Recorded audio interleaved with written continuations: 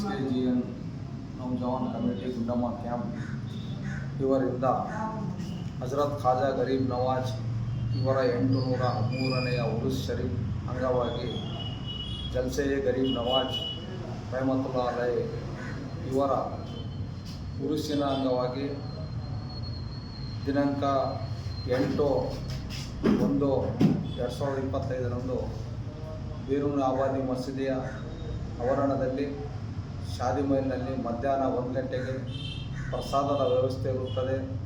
ತದನಂತರ 8:30 ಗಂಟೆಗೆ ಖವಾಲಿ ಕಾರ್ಯಕ್ರಮವನ್ನು ಇರುತ್ತದೆ.